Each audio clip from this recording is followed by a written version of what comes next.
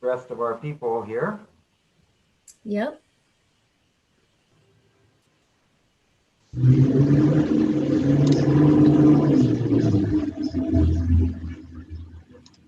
Well, that's certainly something. Rest of our people here. Yep.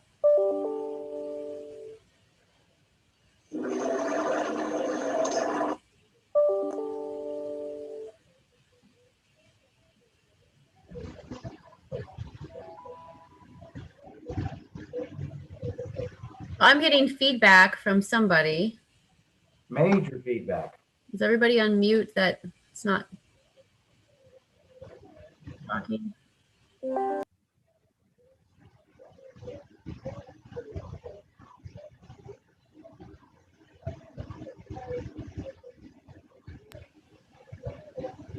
I went to feedback. I went to mute and I got feedback also, even on mute. Okay. Me too. Brent, Hi. are you able to mute yours? Am I able to mute mine? Yeah. I think Thank you. so.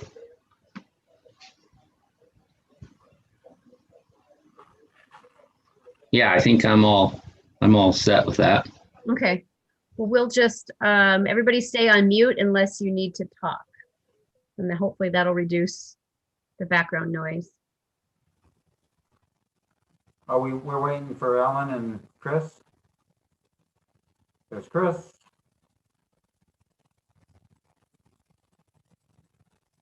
There's Annette.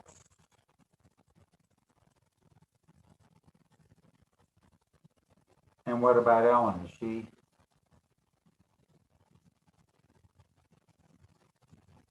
Jill, do you know, is she? Ellen's at the office today. She's probably getting in. Chris, do you know if Ellen's back at her desk and in the process? I'll go next door and check. Thank you, Chris.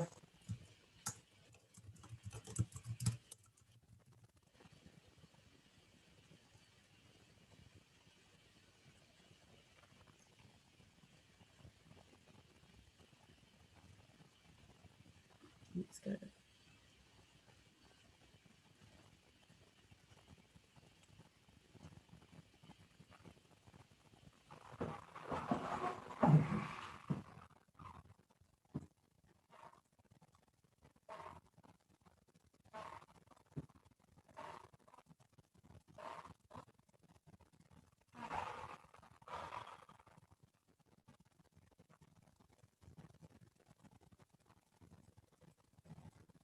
She's she could see us and hear us, but we couldn't see or hear her. So she's getting out and getting back in.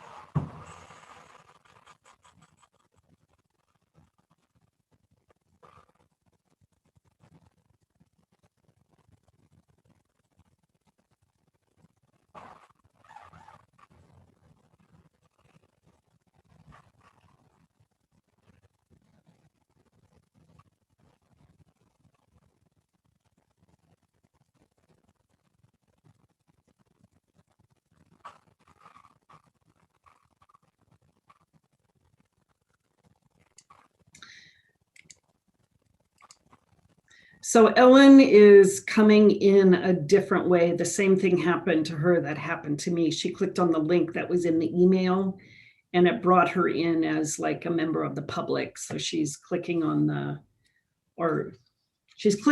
link in the email, not the one on the calendar. So she should be in a second.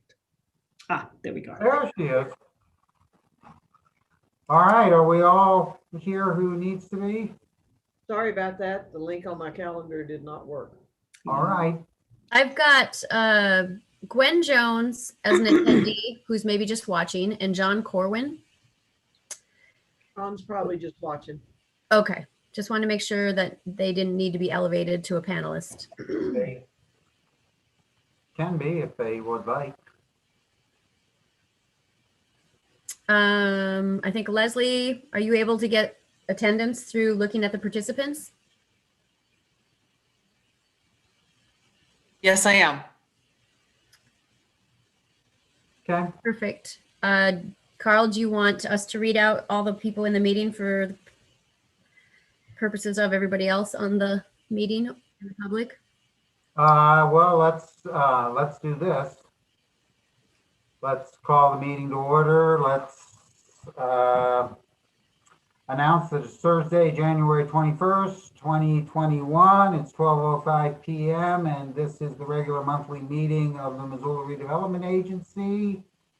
We're doing this over Zoom, so anybody who wants to comment, we'll have we'll have several times in which to comment, one at the beginning for matters that aren't on our action items and agenda, and then one time each time we actually take up an action item for comment on that particular action item. Jill will put up the numbers to call, and we'll give a little bit of time here for people to call in to make comment. But other than that, Jill, do you want to tell us who all is in attendance? Sure. So we have Leslie Pugh, MRA staff, Ellen Buchanan, MRA staff, Carl England, MRA board, Annette Marchessault, MRA staff, Brent Reimer, I'm not sure where Brent's from. Do you want to, Brent, where are you from? I think fire. From in-group, I'm or RBH Legacy, working with the Fat Cat building. Thank you. Yep. Chris Bean, MRA staff, Dale Bickle, city CAO, Jason White, police chief, Joe Easton, working with Jackson for the developer, Melanie Brock, MRA board, Nancy Moe, MRA board, Ruth Reineking, MRA board, Tasha Jones, MRA board, Todd Gass, MRA staff. I have under attendees Gwen Jones, city council, John Corwin, who I'm not sure where he's from, Ellen. Missoula Downtown Partnership. Thank you. And then I have an attendee who's our MCAT editor on the back end. Well, welcome all, and we'll try and get through this as expeditiously as possible. We have December 17th, 2020 regular board minutes. Everybody had an opportunity to review them. Are there any additions or corrections to the minutes? If not, is there a motion to approve? This is Nancy. I approve the minutes as submitted. Second? This is Ruth. I'll second. Thank you. All in favor say aye. Aye. Aye. Any opposed? None, and the motion passes unanimously. Public comments or announcements of anything that is not on the action item agenda. Jill, can you put the numbers up, or is that how we do this? Somebody help me? Not like it changes every month. I understand. It does. That was my point. So there, we put the numbers up on the screen, and we'll give a minute or so for anyone who wants to make a public comment about anything that's not on our action item agenda. And when, I guess you call in, Joe will tell us who's calling, and we'll put you on live.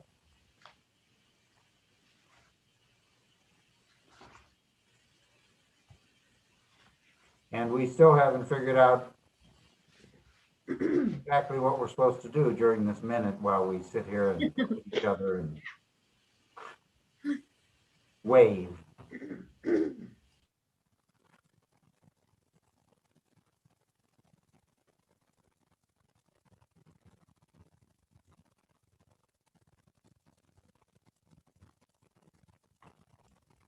We could do piped in music and I would be happy to be in charge of selection.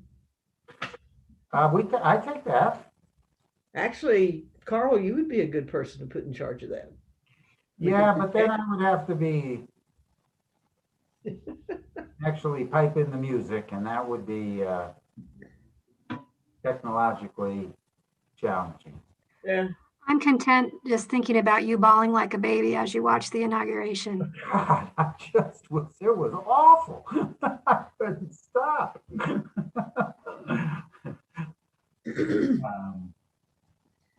Okay, well, let's assume we have no public comment, the general public comment. We can move to our first action item, which is the police facility upgrades at 101 North Catlin in Erd 2. Ellen, you're taking the lead on this. I know Chief White's may want to say something, and I don't know who else may want to, but.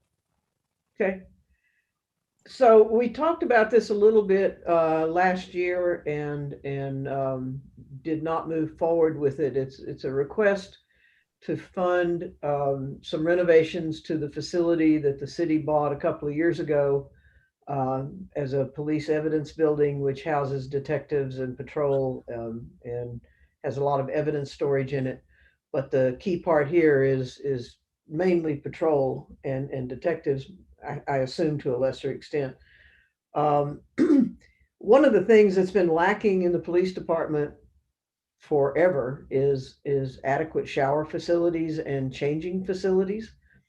And especially with with COVID, I mean, patrol officers are exposed to a lot of things that I'm sure they would prefer not to be exposed to as it is under normal circumstances. But with COVID amongst us, it's become even more of an issue and more of a concern. Officers are having to go home to change clothes if there's something that causes that to happen during shift, or they're having to go home at the end of shift, potentially with the virus as a contaminant. And so the need for lockers and a changing area and at least a shower have become that much more pronounced. We talked about bringing this to the board shortly before the end of last year, and I suggested that they put the work out to bid so that we have real numbers, and turns out that the numbers are a lot better based on bids than what the architect's estimates were.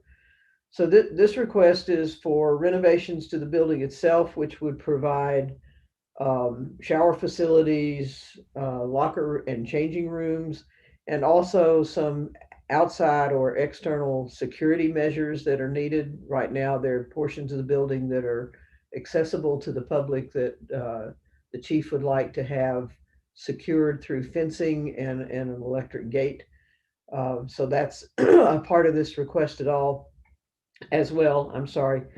Base bid is $162,171. There's a 10% contingency, an allowance for lockers of about $30,000, and then our typical professional services fees that we typically cover. This is a publicly owned / city owned building.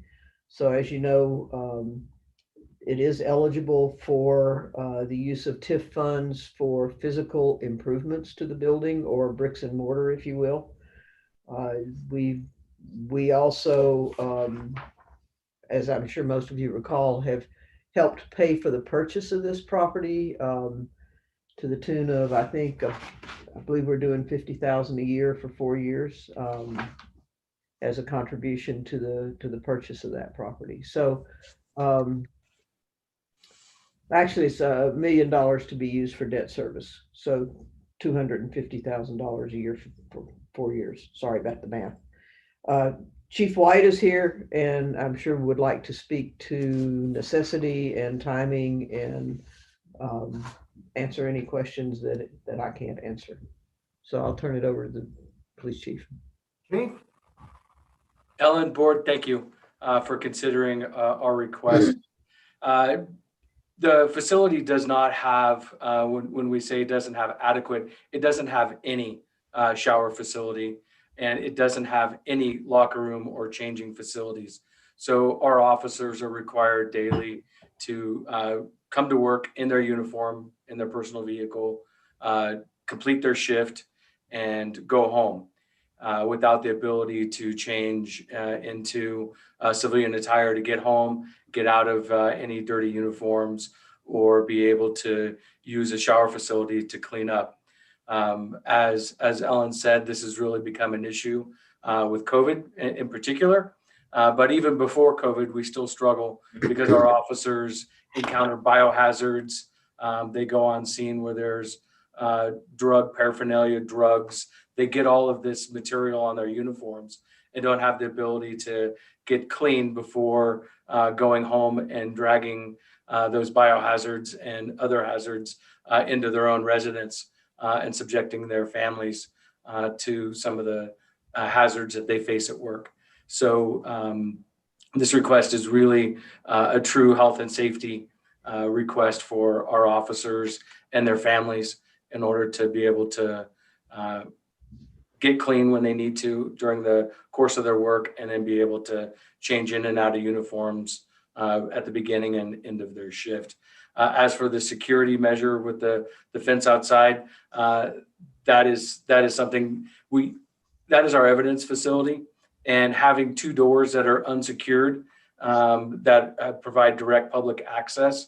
If we were to have a breach of the building, it would allow someone to get into an area where it's sensitive, and also that's where we keep all the evidence for criminal prosecutions. And if we had a breach of that facility, then we could be jeopardizing not only the safety of our employees there, but also jeopardizing the entire criminal justice system by having someone from outside get access to the building.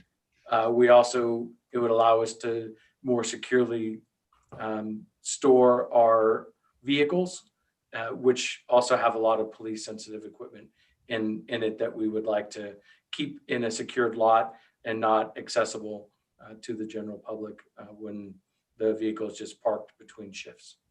And with that, I thank you again for your consideration. I'll be happy to answer any questions. Ellen, anything further on the presentation? If you look at Jill's financial reports at the end of the agenda, we've got in excess of $800,000 in that district. So we have adequate cash to fund this request and still have plenty of capacity for other projects as we get closer and closer to the end of the fiscal year. Okay. And once again, we would only pay for what the expenditures are, and there is a 10% contingency and an allowance for the lockers. Those numbers could move around a little bit or not be needed. At least the contingency may not be needed. Okay. Questions for, yes, Tasha. Chief, can you remind us of the number of law enforcement officers and police department staff that utilize that building? So there's 116 uniformed members of this police department, and 90% of the office works out of that Catlin facility.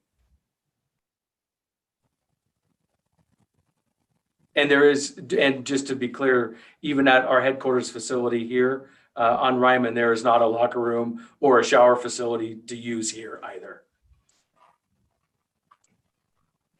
Well, you could always go to the fire department. Yeah, I support this wholeheartedly, Chief. I mean, I find it embarrassing that our public servants who are exposed to much in their job don't have basic hygiene facilities. Thank you. Nancy. You're muted. You're muted, Nancy. There we go. Okay. I also support this, but I wonder about its adequacy because of the number of police officers for the facility and for using this. And also, but I have some questions. And one is there's been some discussion in the community about auxiliary services that provided by people who may assist the police in certain situations. Will these facilities be available to those individuals also? If you're talking about the mobile crisis team, they run through the fire department and have access to the fire department facilities. Oh, thank you. You're welcome. Also here, there's the A&E contract. Is that the MMW Architects contract? Yes, And is that an actual charge, this amount? I believe it is, yes. Are there additional fees to be anticipated from MMW? I do not believe so, no. Thank you. Ruth, and Nancy, you done? I'm done. Okay, Ruth, you had questions. My question is about your memo, Chief White, on the final paragraph where you say it'll meet the needs of the department for the time being. Can you expand on that a little bit, please? So I think that's kind of what Nancy was driving at. You know, we don't have the current floor space in that facility to add more than one shower. So it is a co-ed shower. So it'll just be a single use shower. So as male and female officers need to get cleaned, it'll have to be done in a rotation manner versus having a dedicated female locker room with shower and a dedicated men's locker room and shower. The locker room square footage is sufficient at this time, but as we continue to grow, we could run into having enough lockers in order to support our officers. So that when I say it's adequate for now, that's what I mean. And you think that the inadequacy may be more related to the lockers than to the showers? Well, I would prefer to have a shower room that's attached to the locker room on both sides, but we just physically can't do that at that facility. So, you know, as I know there's some other considerations about, you know, where city services are going to be housed, and we will have those conversations when that occurs. That's where that's headed. We'll have more conversations about it in the future, which is, you know, totally understandable. But I think I read something in the Missoulian about potential shift changes, and perhaps that will ease some of the use on this. What do you think? Yeah, so we're going from 3 shifts to 4 shifts. So we will have, you know, at shift change time, there will only be 7 officers coming off of shift at once. So that will help with that volume issue versus having, you know, under the current schedule, there are days when we have 15 plus officers coming off shift at the same time. So, you know, by going to this new shift schedule, we'll be able to better handle that flow. Which I think sounds terrific. And I guess I'd like to think that not all of the officers are exposed to biohazards every day, every shift. Yeah, that's our hope for sure. But nonetheless, you know, getting them out of their uniform, so they can get back into, you know, street clothes in order to get home and leave, you know, whatever mess got on them at the office. So just out of curiosity, how do they have to take their uniforms home to clean them themselves? Yes. Yeah. And, you know, I've had numerous conversations with officers and their significant others about incidents where officers have, you know, gone to some pretty bad calls and have a lot of biohazard on their uniforms, and I would be, you know, they have to drag them home. I would be concerned about that. Maybe on your next ask, you should think about laundry facilities. I have to have the square footage for that. Got it. Anything else? Yes, Mel. I think you just answered my question, Chief. I just wanted to make sure that this was designed in a way that would be serving male, female, non-binary officers. And it sounds like you are absolutely incorporating a design for the showers and such that will do that. So thank you for that. And I support this project.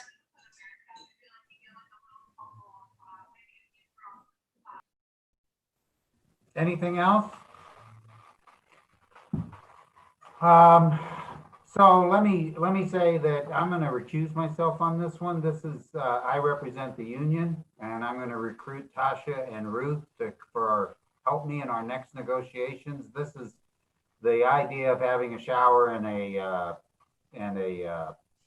locker room facility has been something that the union's asked for years in negotiations. And so I think in light of that, it's probably best if I just recuse myself from the vote and, as I say, recruit Ruth and Tasha to help next time for other things that the union might want. And then the other thing is that if you really want to get down into the weeds, the chief and I'll be happy to discuss with you the intricacies of going to the new schedule. It's been something that we've been working on in cooperation between the employees and Chief White for a while, and it's good to see that it got done. And I think it's fascinating in that they did a study, and the efficiency increases are sort of remarkable. Anyway, just bear in mind, if you recruit Tasha and Ruth and they come to us for funding, we will. That's true. Well, one of them maybe. Anyway, if there aren't any more questions, is there a motion? This is Ruth. I'll move to approve the staff recommendation to fund renovations to the police facility located at 109 North Catlin in an amount not to exceed $233,718, with the understanding that the city will be reimbursed for the improvements upon completion of the work, the issue of a certificate of occupancy, lien waivers, and other documentation as required, and authorizes the execution of a memorandum of understanding between the MRA and the Missoula Police Department. Okay, is there a second? I second. Oh, I'd like to second the motion with the understanding that the documentation is the documentation that MRA requires to pay out on the request. Is that understood, Ruth? Yes. Okay. All right, with that, we've had a motion and a second. So, Joe, if you put up the numbers, we can wait for, see if we have any public comment on this.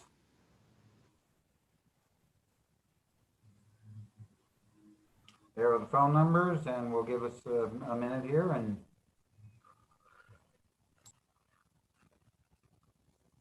in the meantime, as I say, the chief and I are happy to discuss with you the 10-hour, 40-minute new schedule, right, Chief? Yep, and the bid went well. Oh, did it? Yeah. Oh, good. It took just a little over 24 hours. Wow. Yeah, it was quite efficient and impressive. So for the rest of you, not that but part of the process was that they allowed officers to bid which shift they were on for 6 months at a time. Is that right, Chief? Correct. Right. And when we talked about that, which is something that hasn't been done in Missoula for as long as I've been at it, one of the concerns was how long that process was going to take. And the chief was very clear that he didn't want the process to take a long time, and the union was clear that they didn't think it would take a long time. And both came true. So, all right. Any additional comments, questions? If not, all in favor of the motion, please say aye. Aye. Aye. Aye.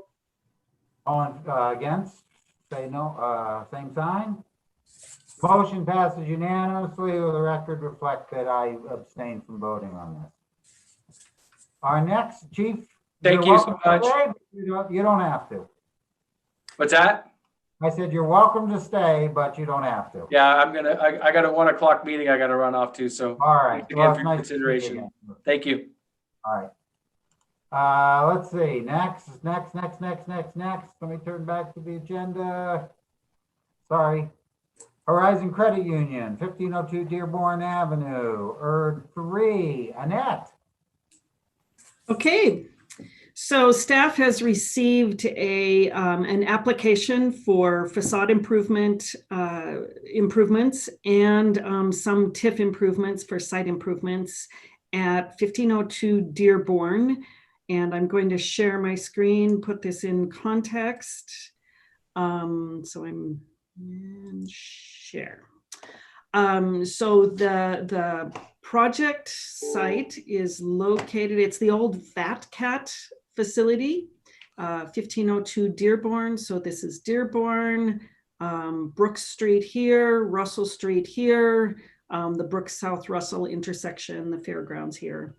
And I just want to point out that MRA has made some improvements in this neighborhood, some facade improvements at the Fine Line building, and then the building directly to the south of this application is the Les Schwab, the Dairy Queen, and the pediatric dental. So that puts it in the context. A couple of existing, this is just a zoom in, again, our site, the old Fat Cat facility. A couple of existing conditions. It's a very, a building that was built in the 70s, aesthetically very dated. Just some existing conditions, images. The applicant is proposing, they're doing a gut renovation, and they are right now the building, or it has to this point housed the Fat Cat Pizzeria and Casino, which I believe operated as a single business. The gut renovation will separate the building into two separate businesses. The north end will be occupied by Horizon Credit Union, and they're still seeking a client for the south end. Presumably it may be a restaurant. There is some patio space that would nicely accommodate a restaurant, but they don't have a client for this, or a tenant for the south end. So the gut renovation, and then some site improvements, not major site improvements, but some modest site improvements. They're also proposing to do facade work, and without MRA assistance, they would do some facade work, but they would retain some portions of the metal awning, and they would just repaint the CMU brick and just partially remove some of the parapet wall. With MRA assistance, they would be able to take down completely the metal awning, completely remove the parapet wall, include some new siding, metal siding over the CMU, and upgrade windows.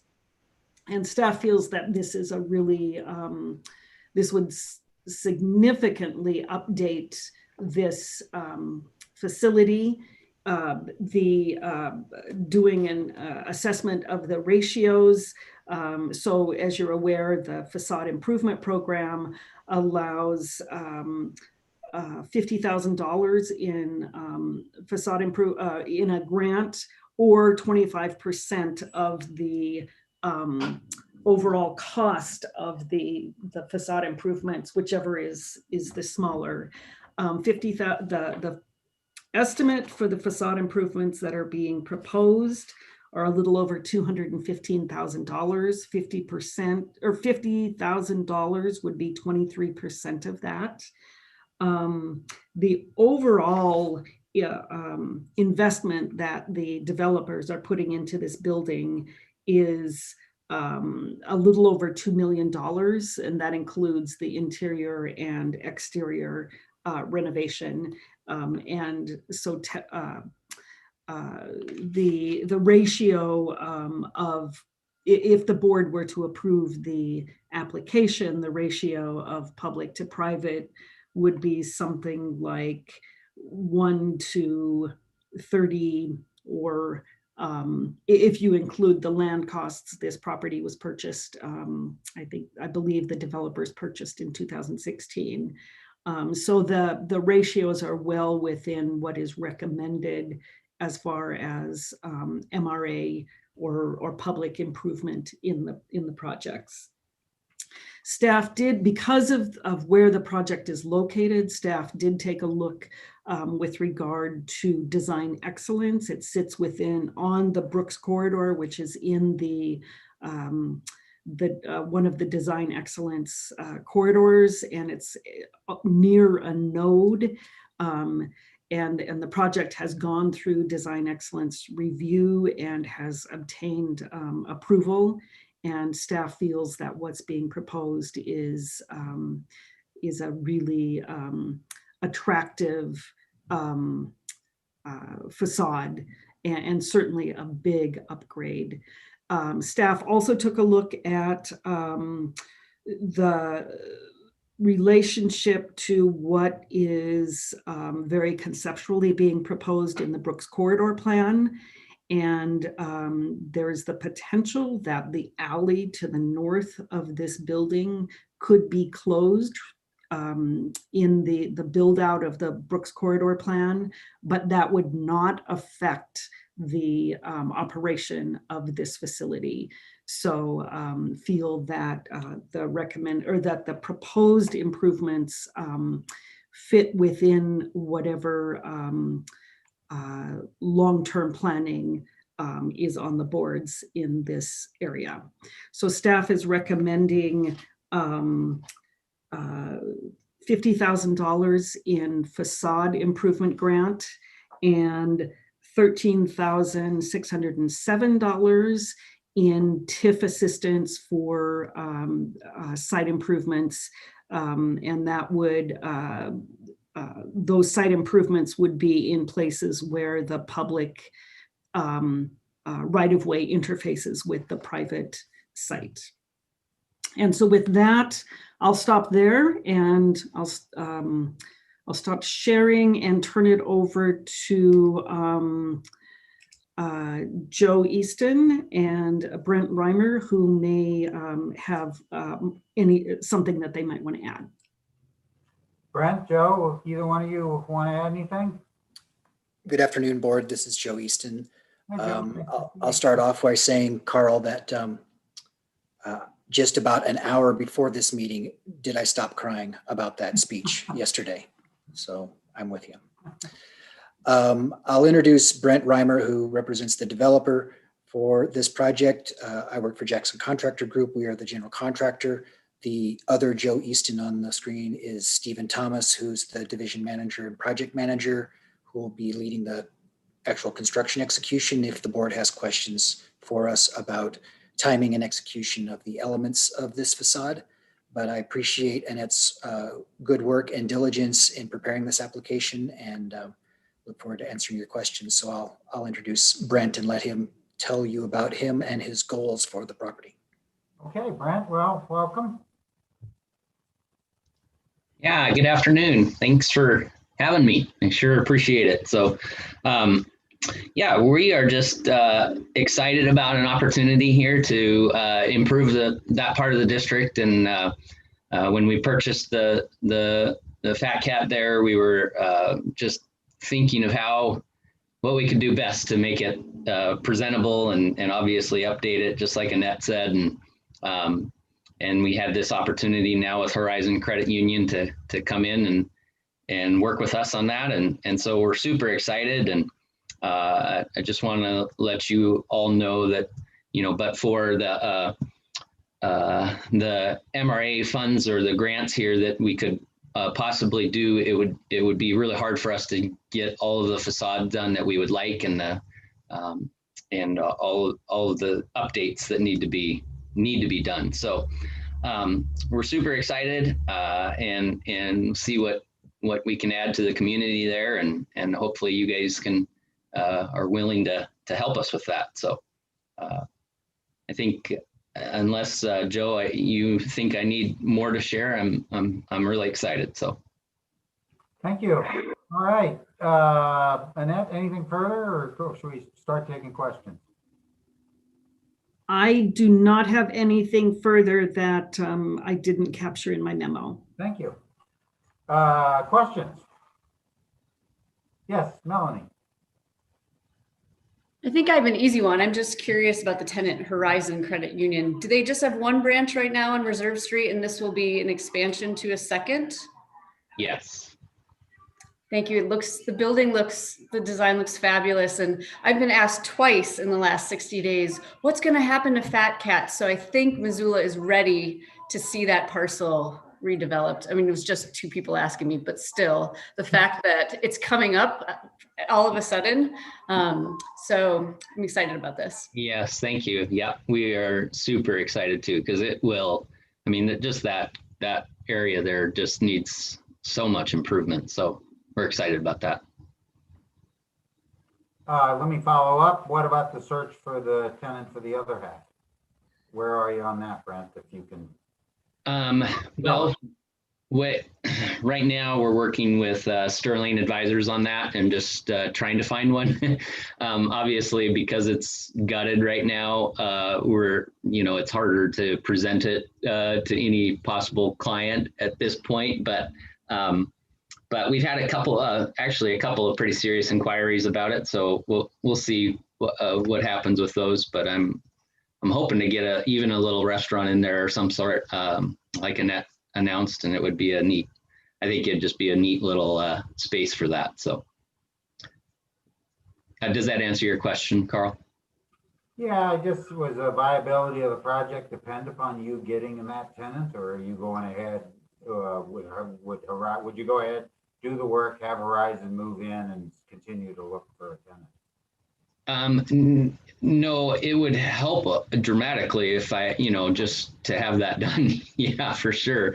But as it is right now, yes, we're open to anybody even coming right now, just as it is. So, and figuring out, it would help. I think just to have it a warm shell done there for clients to see exactly what it would, what the potential is. So. So if maybe I didn't ask this right. You're going to go ahead and do it based upon just Horizon, correct? Correct. Yes. Yep. That's the plan. All right. Anything else from anybody, Ruth? Well, yes, thank you. I hope that it's, if it is a restaurant, that it's something other than fast food, but that's just, I hope, that they offer a different menu than the Dairy Queen, for example. But actually, my questions are, I'm glad that you're renovating and not tearing it down.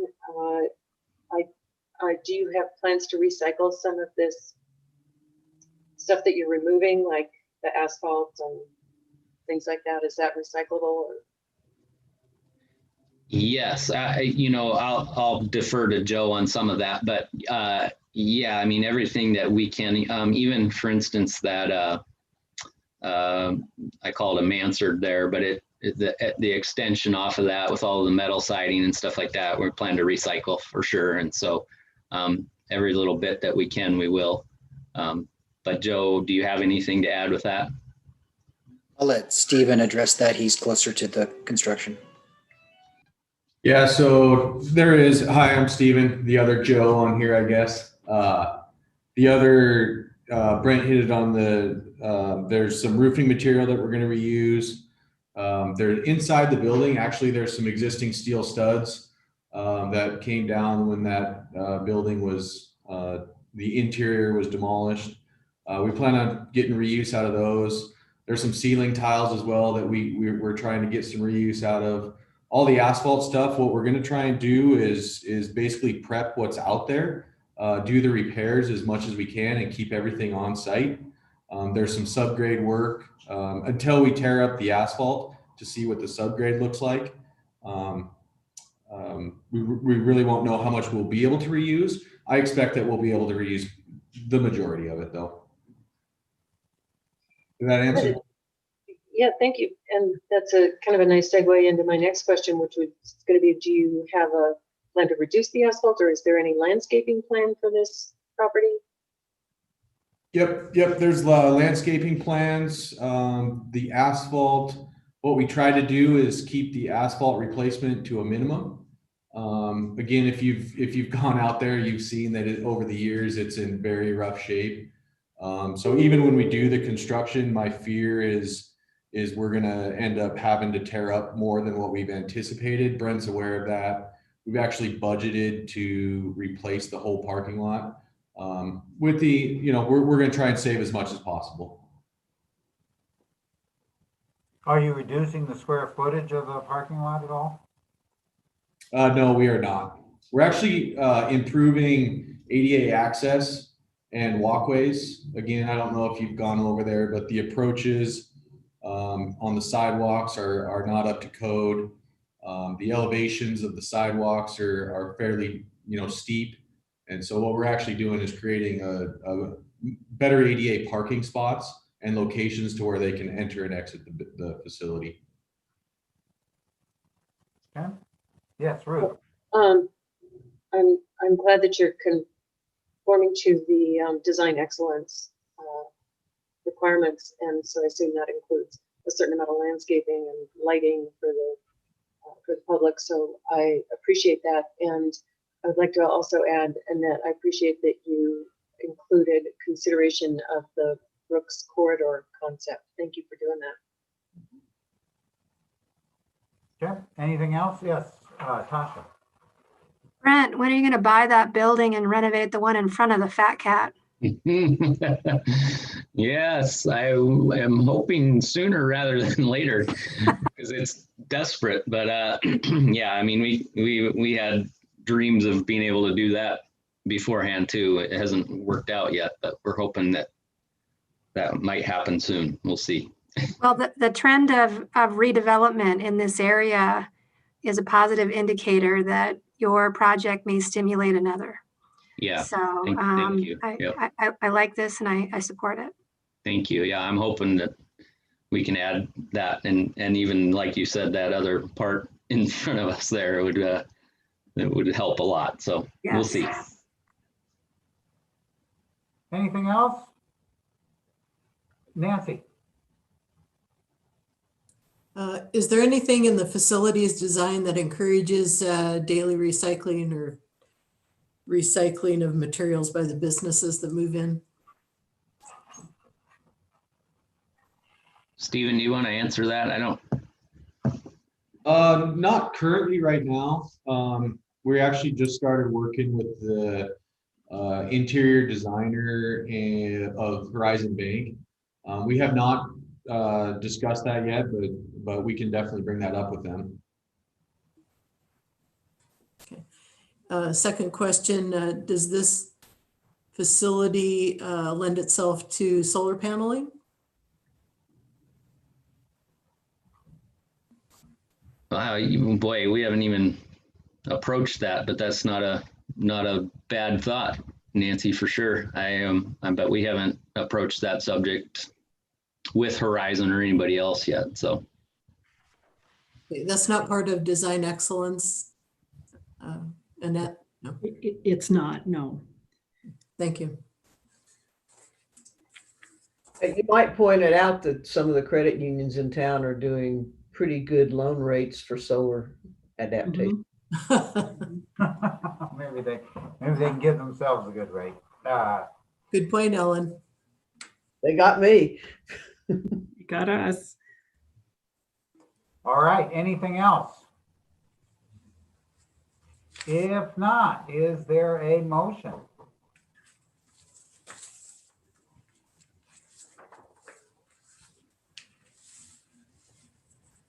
Well, fine. This is Ruth. I'll make that motion too.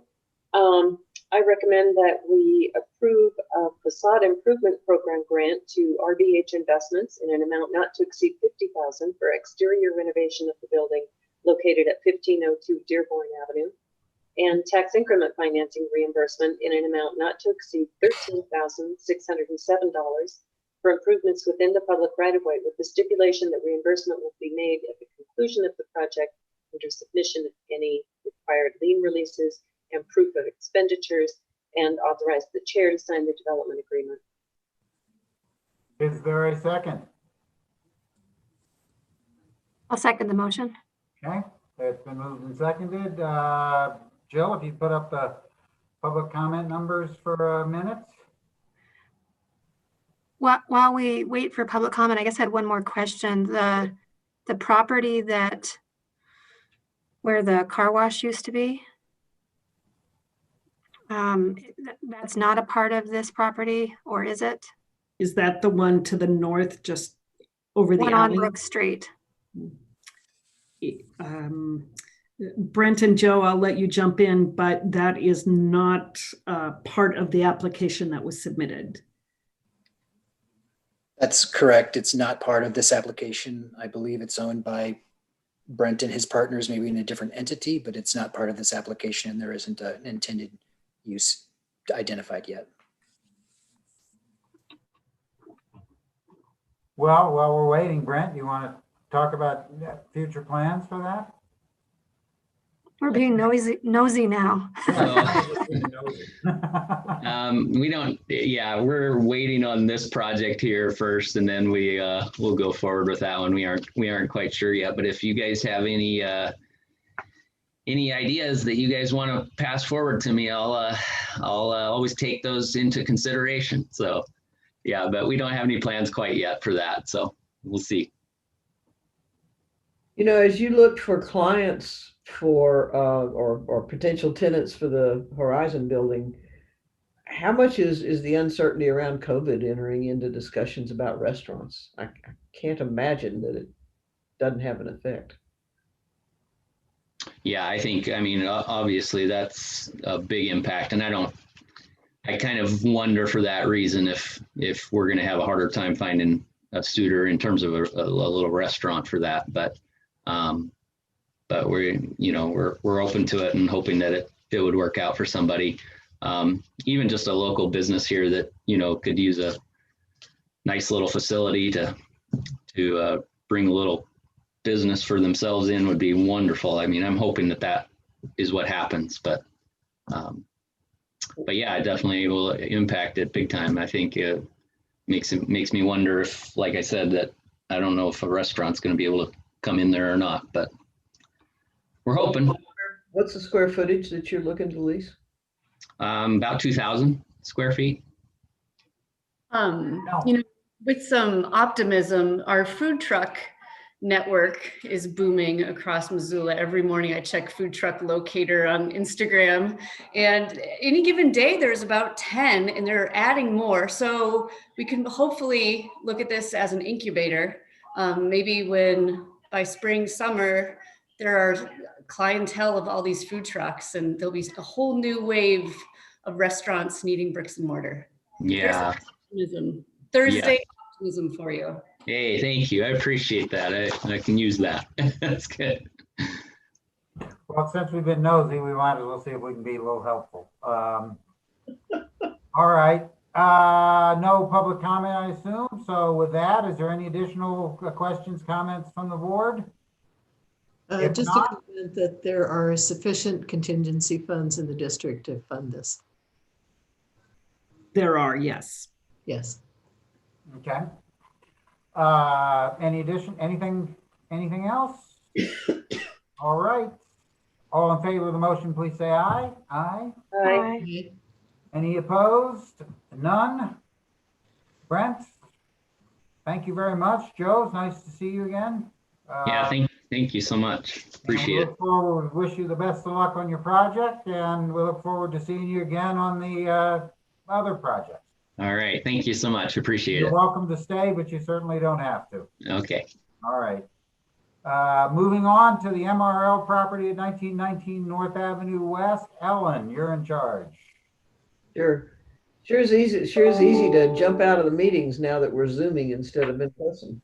You don't have to climb over people or anything. Right. So next item on the agenda is in reference to the MRL property that we purchased in 2017 for the city.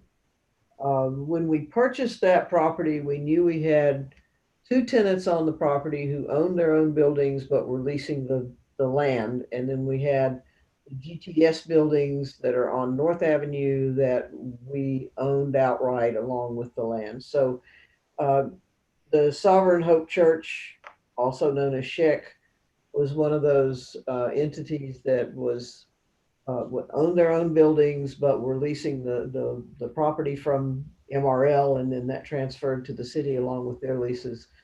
Camp Make a Dream is the other one that owns their own building, and they still are operating out of there. But they lease the land from the city. When it became obvious that SHEC could not remain in that location with the redevelopment plans that the city had for the area, they began looking for a new home for the church. They kind of do two things there. They've got the church operation, which is just one aspect of what they're providing. They bought those big metal buildings, and so they've been historically operating, leasing space to gymnasium type activities, such as, I think maybe the roller girls have been in there, and I know there's been wrestling in there, and maybe volleyball at some point. And it was mostly them using the space that they had through this purchase, as opposed to a mission that they had to provide gymnasium space. So what they've been looking for is church space.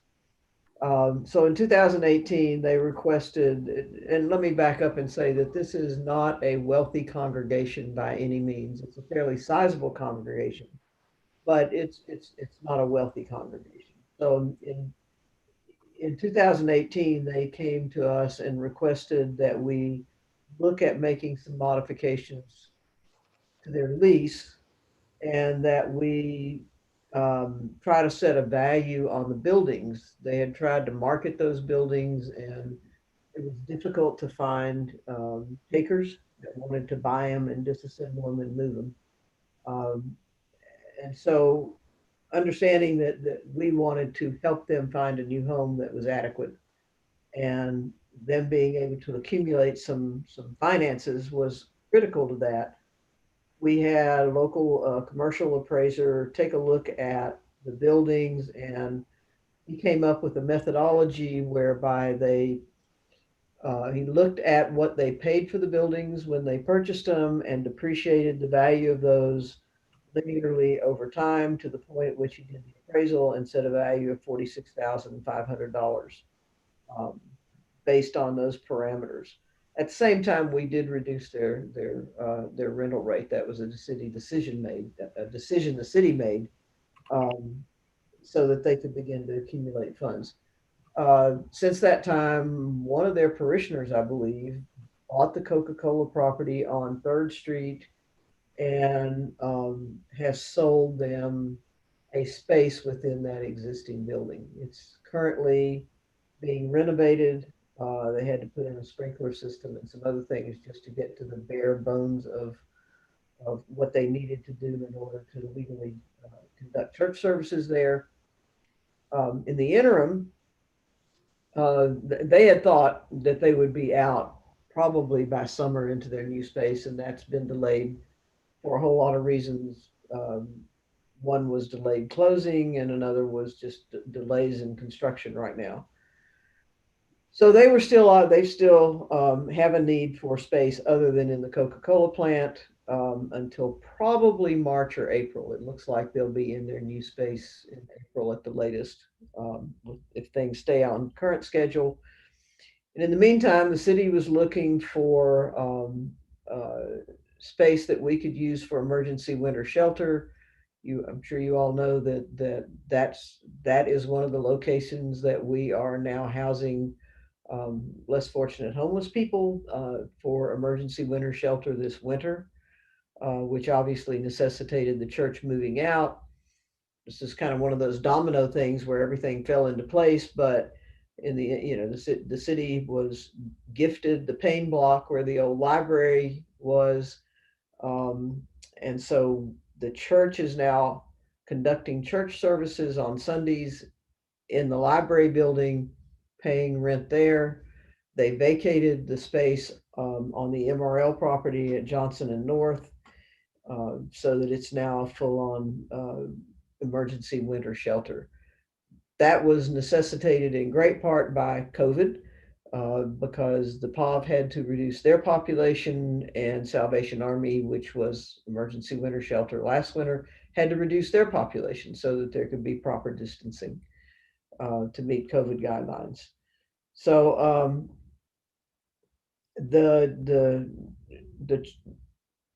we wanted to get the transfer of the building to the city accomplished as quickly as possible. It certainly gave me pause to have an emergency winter shelter being operated in a building owned by a church that had little or nothing to do with the operation of that center.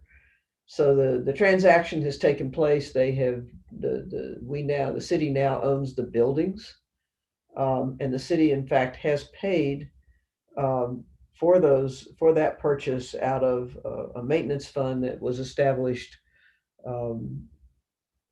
by the rents initially by the rents on the generated by the MRL properties. As we've acquired other properties, the need for that maintenance money has increased potentially with improvements that we need to make in the Payne Block building, as I call it, or the old library building, in order to lease that space out and keep it occupied until we're ready to redevelop that block. City has requested, and you've got a memo or a letter from Dale Bickle, CAO, requesting that MRA cover the cost of acquiring those buildings and so that we can reimburse that maintenance fund in an amount of $46,500. And we have more than adequate capacity in District 3. I think we have well in excess of $3 million that's not obligated for anything right now. So this is certainly not a burden on the district. And I think it will allow the city and MRA, for that matter, a fair amount of flexibility in terms of having that maintenance fund available when situations arrive that we can't anticipate. So I think with that, staff recommendation is that the board approves the request for reimbursement of the $46,500 to the city. And I see if Dale has any additional comments or if there are any questions. I'm here. Dale, got anything for us today? Ellen covered it very well, so I would just say I'm available for questions if you have any. Questions? Nancy? There are other buildings remaining on this site, aren't there? There are. And what is going to happen with those? Are we going to be asked to purchase those too? Well, we already own the GTS buildings. We owned them when we purchased the property from MRL. The only building that will still be on the site that is not owned by the city is the building that houses Camp Make a Dream. It is their intention to continue to operate out of that building until we're ready to redevelop the remaining 8 acres, or plus or minus 8 acres that's left. And we've had conversations with them that haven't gone very far because we don't know exactly what's going to happen there. But we've had conversations with them about actually accommodating them in whatever redevelopment happens there. They like the location. It's central enough to suit their needs. They've shoehorned themselves into the building that's there because that's what they have. We could actually design in space that works much more efficiently for them if they became part of a mixed use development or redevelopment that occurs on the property. But I think all that remains to be seen. There's no pressure right now for Camp Make a Dream to move out of where they are or for us to purchase their building from them. Okay.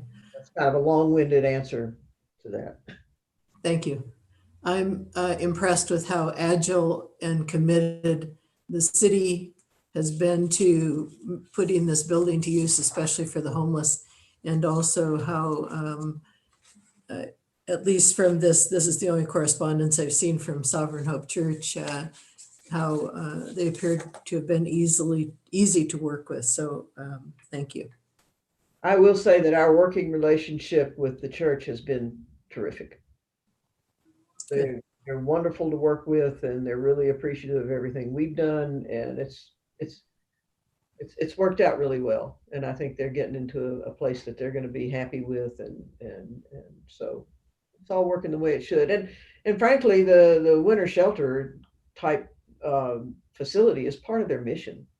They're part of what's it called, Missoula Promise or Family Promise. Right. Have been, providing services to homeless folks for quite a few years.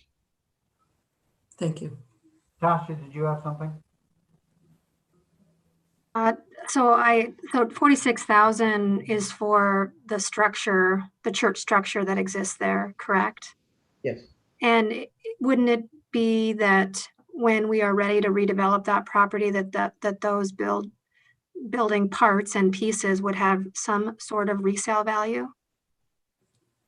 The church tried to find anybody who was willing or interested in buying those buildings and moving them and reusing them somewhere else. They weren't successful, but that was a couple of years ago.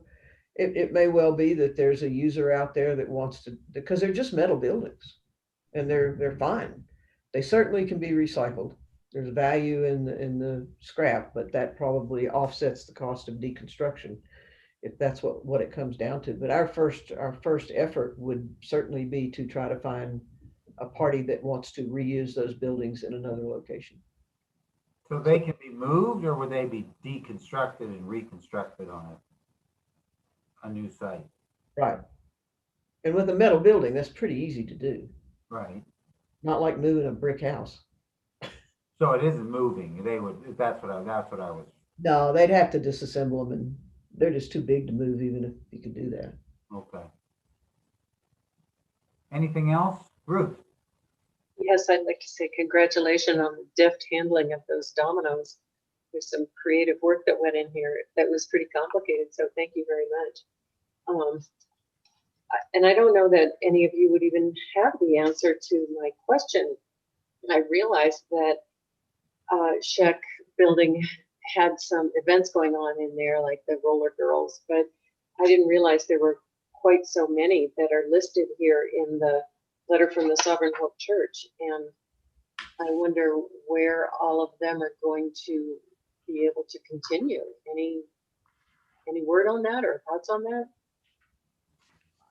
I think like most nonprofit operations, which most of those are, pretty good at scrambling and finding another place to exist. And I'm not sure that all of these were happening at any one time. I think this was, things. Right. I mean, they shared it, but it just really struck me how many of them there are, and it's something to keep in mind as we go through the various planning processes for different areas, different uses, whether it's the park downtown or what's happening at the fairgrounds or whatever, but to keep some of those organizations in mind that there's a need for that.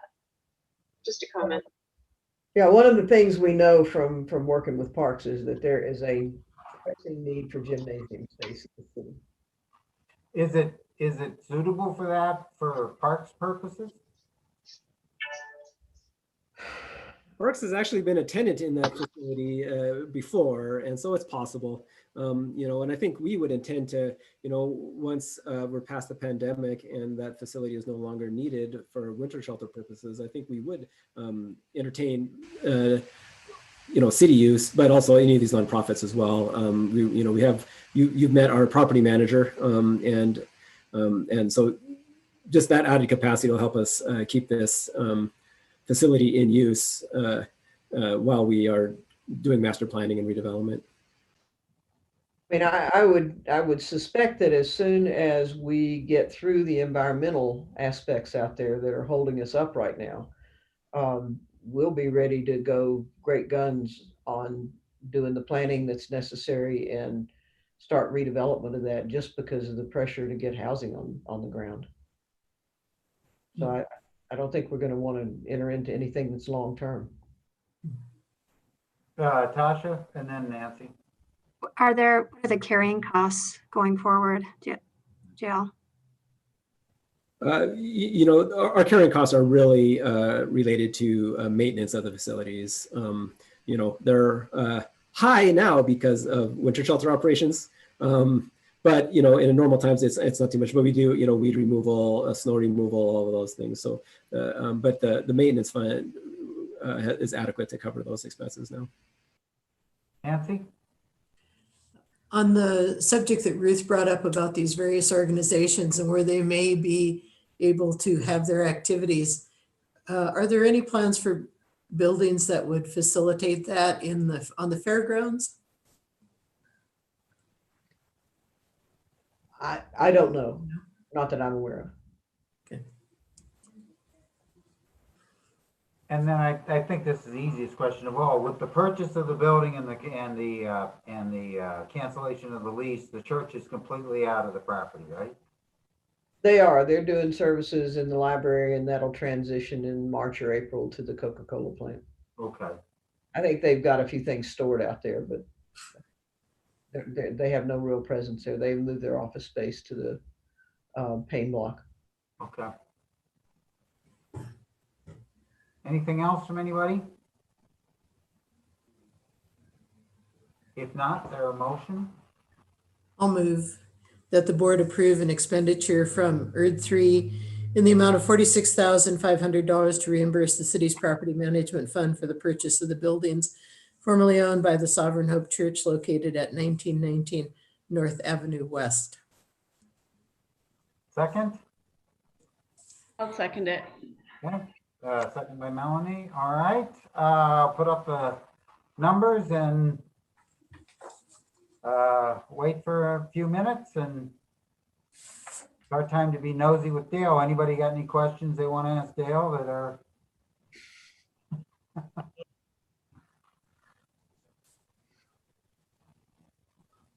Oh, come on. Don't be that easy on him. Well, we see him enough, so we know that even if we miss something today, we'll get him.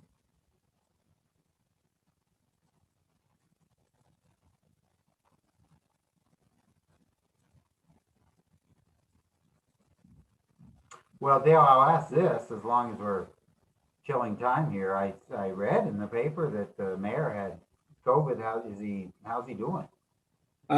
He is doing very well. Thanks for asking. He actually was in the office today for the first time in, boy, I'm going to say, well before Christmas. When he was taking care of his mother, and then just hadn't had the opportunity to get back in, and continues to care for her. So, but yeah. So how's his mom doing? She is recovered as well, though. But it's going to be it'll be a longer and slower road for her, I think, to full recovery. So Yeah. I'm curious, Ellen, or anybody, if you've heard what else is happening with that Coca-Cola property. I haven't heard anything specific. I know they're condoing the space out and selling it, and I don't know what's going in there. I mean, it's outside of Urban Renewal District 2, so they're not knocking on our door. All right. Anything else from anybody? If not, no public comments, I take it. All in favor of the motion, please say aye. Aye. Aye. Aye. Aye. Any opposed? None. Motion passes unanimously. Dale, thank you for So much.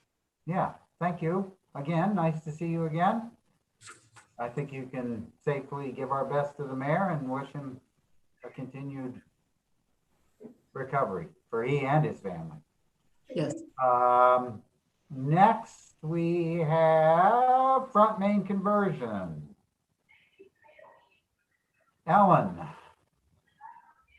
Okay, this request is MRA being opportunist at this point, or opportunist. I'm sure most of you remember that know that the front main conversion to two-way streets has been a top priority in the both downtown master plans. It was for the 10 years of the original downtown master plan. duration, it was the top priority for the Master Plan Implementation Committee. And the challenge has been funding. In 2014, MRA allocated funding to have a feasibility study done of the two-way conversion. We engaged HDR after an RFP process. They worked with businesses, property owners, residents, et cetera, up and down that strip, and created basically a conceptual plan for how that conversion would lay out. Did the traffic modeling that was necessary to examine what the impact of that conversion would have on the state routes that it intersects with, which are Madison, Higgins, and Orange. And to a great extent, this study that we did with HDR was geared to Montana Department of Transportation, to help them understand that this would not degrade levels of service at those intersections, and to open this up if there ever was any pass-through federal funding through our urban programs, through the MPO, that we would be able to access those. But I mean, there just hasn't been any money to do this project. The only game in town right now are the urban renewal districts, and it's a part of 3 different urban renewal districts, but there's not adequate capacity to take it on, probably until the Front Street district really comes into its own in terms of revenues coming in from the big investments that we've made, and we haven't seen that yet. There's a lot of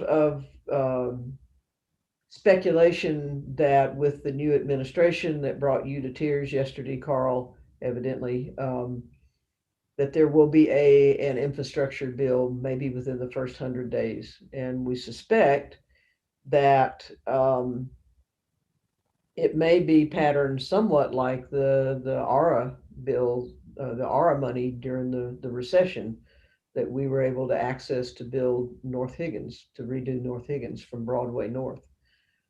So what I would like to do is issue an RFP for design services to actually start doing the real engineering on this, so that we can have a project much like the North Higgins project was during ARA, that is close enough to shovel ready that we could be competitive for any infrastructure funds that may be coming out of DC. So all this request is a request to have to authorize staff to put together and issue a request for proposals for final design.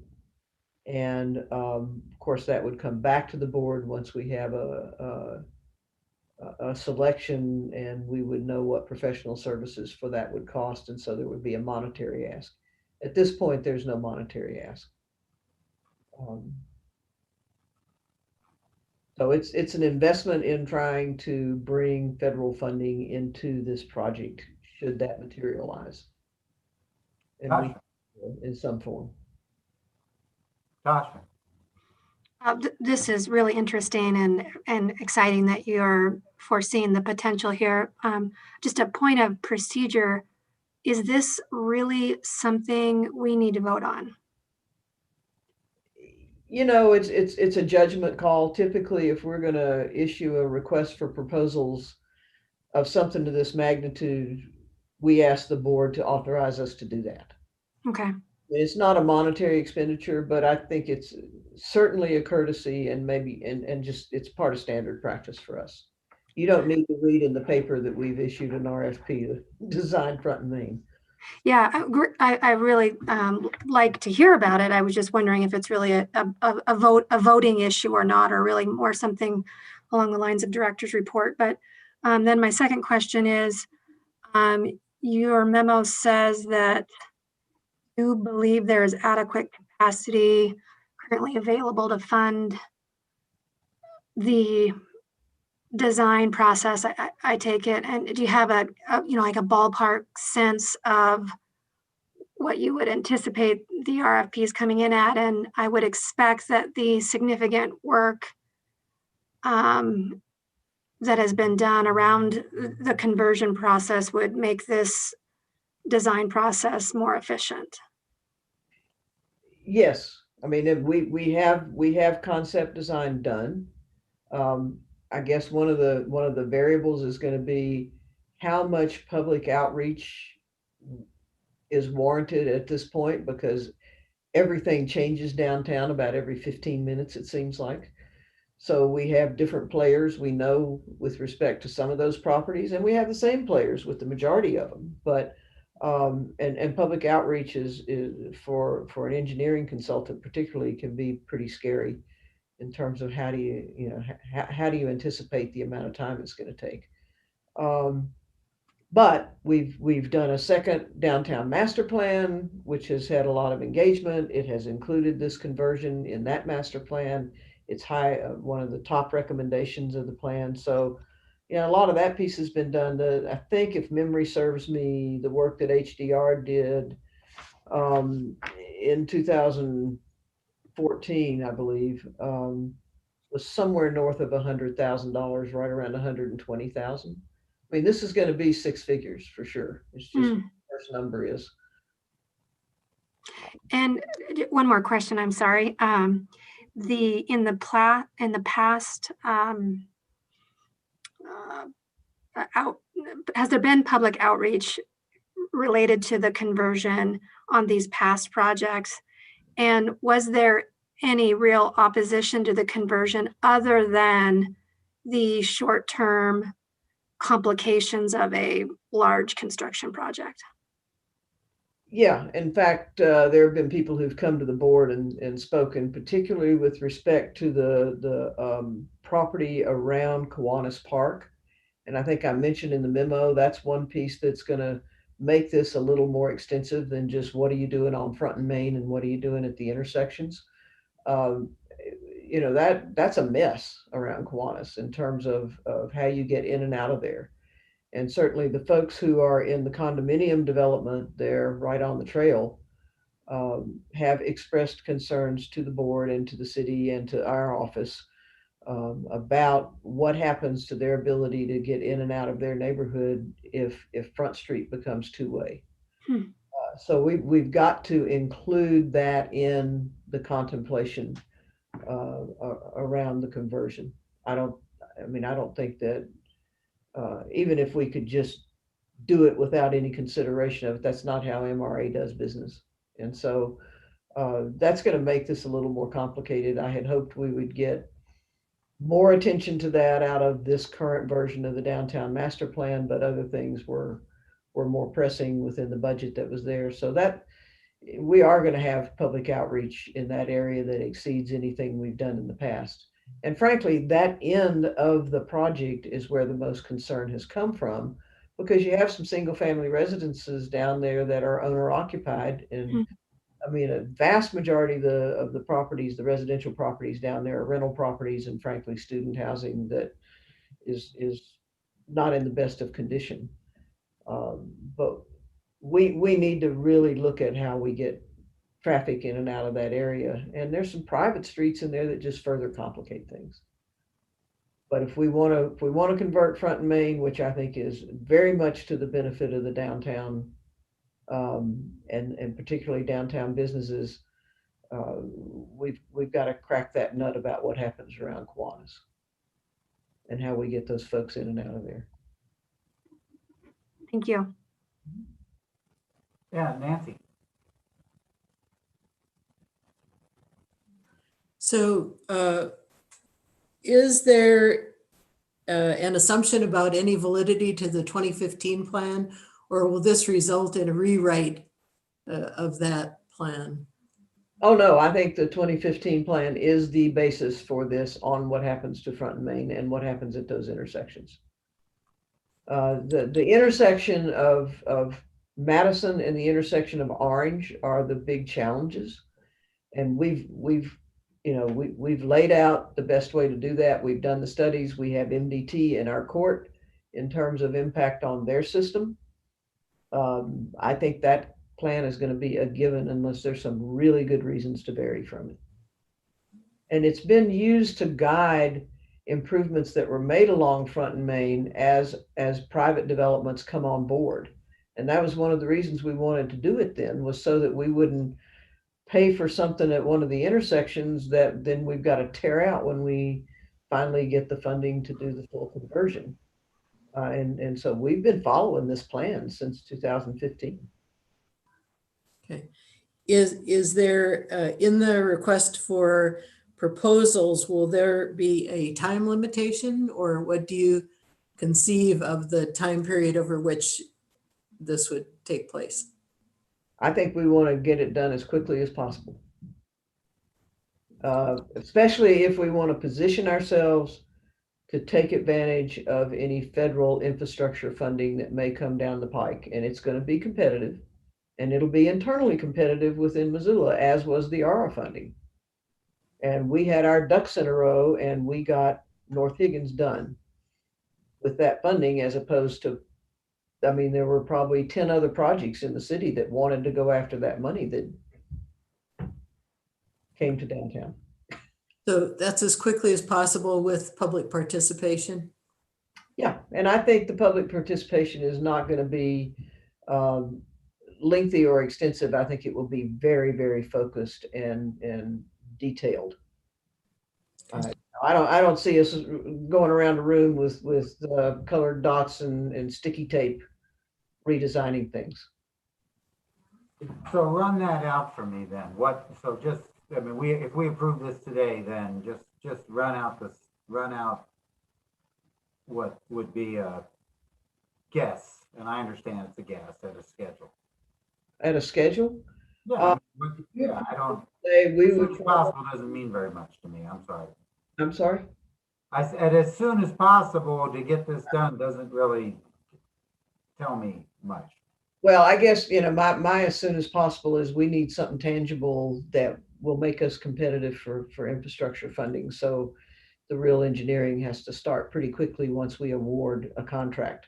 But that said, I think if you approve this today, we'll do our best to have an RFP out on the street in early February, 2 to 3 weeks to respond. And then we go through a selection process. It comes back to the board, let's say in March, because I don't think February is realistic. And we're then in a position to award a contract and get going on engineering. And the order of magnitude of the contract would be, what do you think? Well, it's going to be a few $100,000. But once again, we have three districts to pull from, and we've got a new fiscal year starting July 1, and we're hoping for better numbers, certainly in the Front Street district, than we've seen over the last 2 or 3 years. And is the deliverable something that gets built off of, or is the deliverable more conceptual? We got the concept. This is construction documents. Okay. Mel. I am so happy to vote yes on this. I think it's the best investment we can make in downtown Missoula in the next 20 years. Anything you need from me to help move this along, I will go to every single meeting. I am so excited about this. Tell us how you really feel. And this is not the first time you've mentioned this either, Mel. So thank you for putting it on the agenda, Ellen. It really just made my all of last week and this week so happy. Thank you for being happy. So, anything else? I mean, this is one of those projects that's kind of an orphan when it comes to funding. There are lots of little places that we can, pull funding from, but unless we had super healthy urban renewal districts that this was going through, it's got no home. And so I want to get us in a position to go after anything that comes down the pike. All right. And Tasha, traditionally, we've always approved these big RFPs. And I think your point's well taken. I don't know that we necessarily under the law have to, because it doesn't, we're not writing checks. We are spending a significant amount of staff time, but traditionally we've done it and I don't think it's just for, I remember years ago, we talked about it when there was some ambivalence on the board and we decided that we needed to approve it to show the contracting community that we were serious. We weren't just putting out an RFP just to see what the hell we got in return, but that we were serious about following through in the process and actually entering into a contract. I wasn't being critical, as simply wanted to, have that clarified. And also, I wouldn't want you to be delayed in pursuing something like this because you felt like you needed to bring it to us. I guess that would be the other thing. I mean, when there is a time-sensitive issue like this, it seems to me that I'd be very understanding to hear about this later. But, I understand the history. Well, I think that make this happen brought Carl to tears yesterday. So we're right on it. Yeah. The young poet is what brought this, was what made this happen. Yeah, it's all about her. That's what brought me to tears. I think she's on late night tonight. Boy, an impressive young woman. Yes, Nancy. Since we're having this discussion, are there other partners for the funding? I think there can be. I think if we can afford to do this without stressing the districts, I would prefer probably to save those partners for any matching funds that might be needed once we get construction funding figured out, because those are the real big bucks.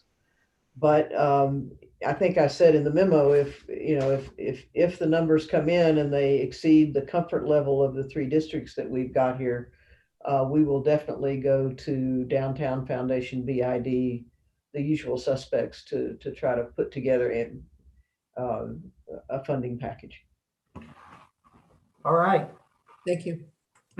Is there a motion to approve the staff recommendation? Point of order, just Councilwoman Jones had her hand up a moment ago. Oh, she did? See, I don't see that. Thank you. Can you hear me? We can hear you. We can't Oh, see you. lovely. Well, my question was mostly already answered by Ellen, but I stayed on first of all just to say hello to you, and it's great to see all of you, and I miss you. But Brian von Lossberg passed me a message. He could not attend, and I think, Ellen, you already really addressed it, but We lost her. You froze up, Gwen. I elevated Gwen to a participant okay. Can you hear so that we me? can see her better. Yeah, we can hear you, Gwen. Okay, great. Okay, thanks. Anyway, Brian has, as Ellen noted, several constituents have contacted Brian and Heidi, who represent Ward 1, regarding the exit and entry onto, I think the streets are Parsons and Hartman that go from the eastern part of Front Street to Kiwanis Park. And so I think you've addressed that. He just want to make sure that that issue of residential access, if there's a conversion, is addressed in the RFP, and it sounds like that is covered. Correct, Ellen? It will absolutely be front and center. We've got to do that. Awesome. I will pass that along to him, and thanks for including me, and great seeing you. And yes, I'm very much in favor of front and main conversion. This is wonderful. Giddy up.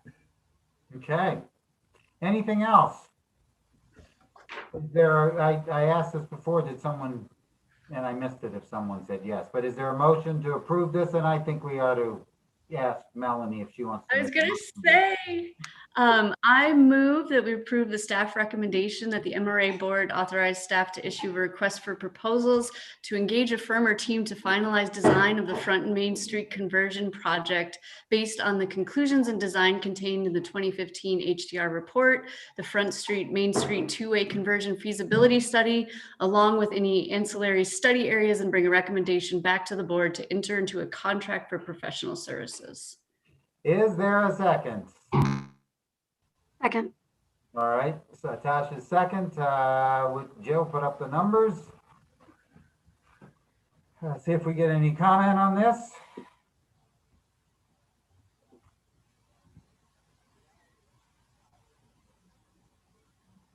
And in the meantime, I have to let everybody know I got to go in about 10 minutes. So for our discussion on the staff reports and takes any longer than that, I'm gonna have to turn this over to Nancy. I apologize. Another day on Zoom.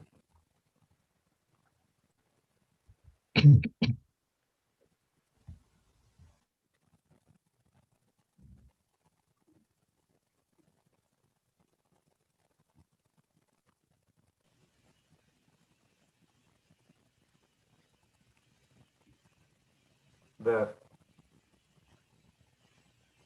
system that I've been using here today is that when Jill takes it down, then we've followed the rules and have given sufficient time for people to make comments.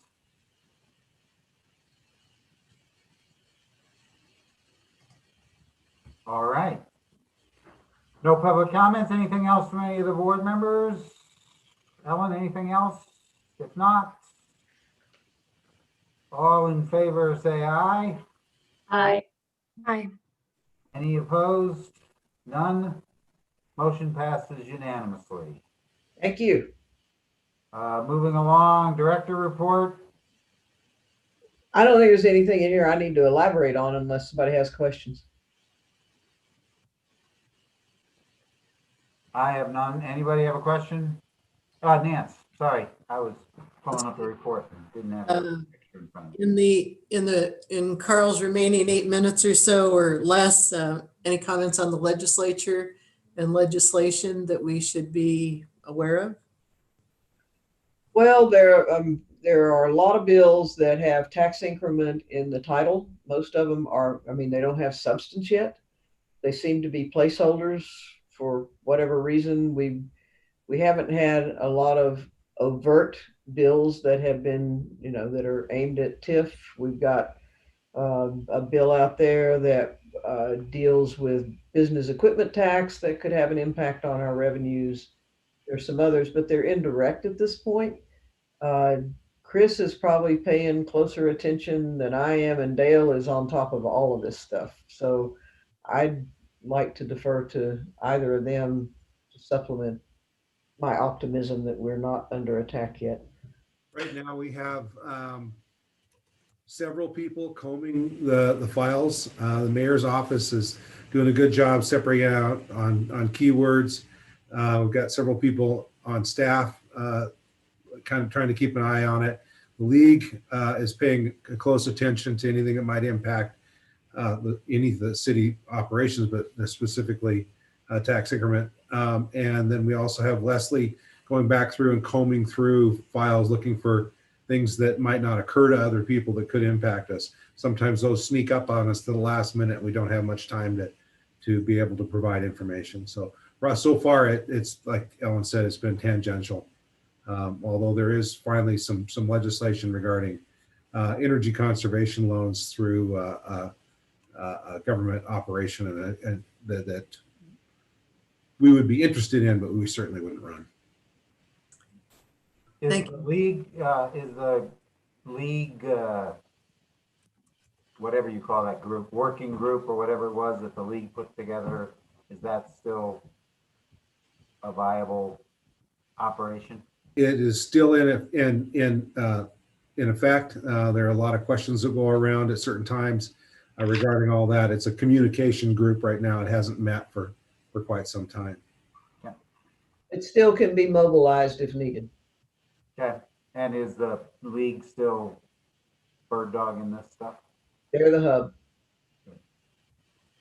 Yeah, one of the things that's been interesting about the group, the working group that came out of all this is that now we use each other as sounding boards and circulate, like when COVID hit, one of the big questions was, has anybody figured out a way to use TIF to help keep local businesses in operation or to shore up, the economic impacts of it?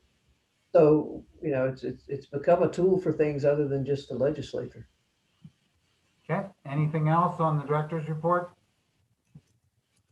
If not, then we'll go to the rainbow reports. Anything either from staff significant that you want to show us, or from the board? Questions or comments or criticisms or anything? Joe, you escaped.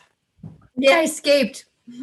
Yeah, the only comments that I had, I put in my email to you just to update you that the beginning balances are audited numbers now, and the auditors have all of our information. They'll come back to us with a final report soon to review. They did request an extension on our audit and MPCs and the cities regarding a circular being released on the CARES funding that they were waiting for. So hopefully we're shooting for the end of January that'll be done. And then, yeah, all the debt service money got moved into the places that with the funds that we had available with the first batch of tax increment. So other than checking in with Todd on some sidewalk projects that I wasn't quite sure if we were completed in ERD 2, I think all the projects are kind of up to date with expenditures and their status. So. Thank you again. Yep. One comment on the North Reserve Scott Street district. It looks pretty anemic on paper, but bear in mind that we've got in excess of $1.3 million budgeted for Bellagio that will not get expended for quite a while. So we do have funds. They're just obligated somewhere down the road. So And for the long term.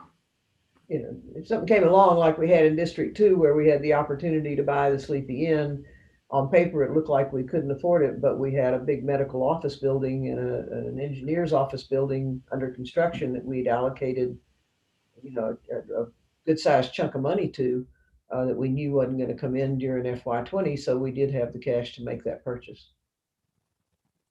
And anyone who's driven by there will know that that is a big medical office building. No kidding. Man. I wasn't expecting that. Yeah. It's that big in the drawings. Yeah. Yeah. Okay. Anything else from anybody? It's Leslie. I'll just give a quick update. Hi.